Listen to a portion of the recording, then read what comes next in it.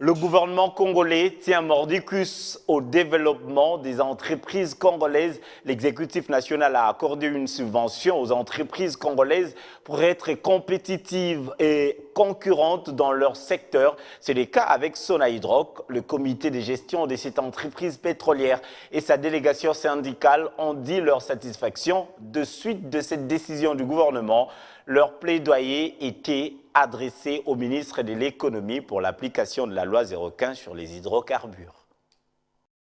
Qui l'eût cru, 20 ans après, la Société nationale des hydrocarbures vient de sortir de sa crise. Tenez, la Société nationale est bénéficiaire de la décision du gouvernement de lui accorder une subvention de ce fait, son intégration dans la structure des prix des produits pétroliers. Son comité de gestion et les délégués syndicaux ont dit leur merci au président de la République, Félix Antoine Tshisekedi Tshilombo, au premier ministre Sylvestre Ilunga Ilunkamba et surtout à Madame Akacia Bandoubola Mbongo, ministre de l'économie nationale, l'artisan de cette mesure salutaire. Tout ceci avec la symbolique, un bouquet de fleurs constitué des insignes de la société. L'objet de la visite, c'est une bonne nouvelle. Les bonnes nouvelles sont rares.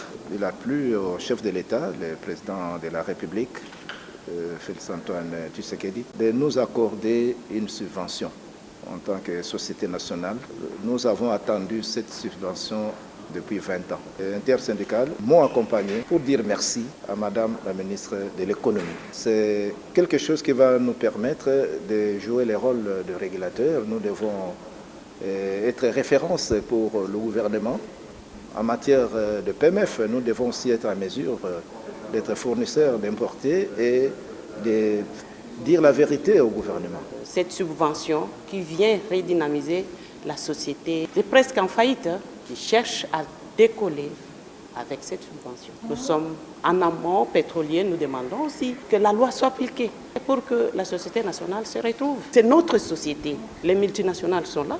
Nous aussi, nous devons être là. Pour Mme Akacia, il lui fallut cela, car la vision du président de la République, le peuple d'abord, n'est pas un slogan. Mais aussi, il faut soutenir les entreprises de l'État. La délégation conduite par le directeur général Mouimi a aussi plaidé auprès de la patronne de l'économie, a plaidé pour l'application de la loi numéro 015 sous le régime des hydrocarbures afin de leur permettre de bénéficier des avantages irrélatifs. Très attentive, Akacia Bandoubola a pris l'engagement de les accompagner tout en les exhortant d'utiliser le fonds à percevoir en bon père de famille.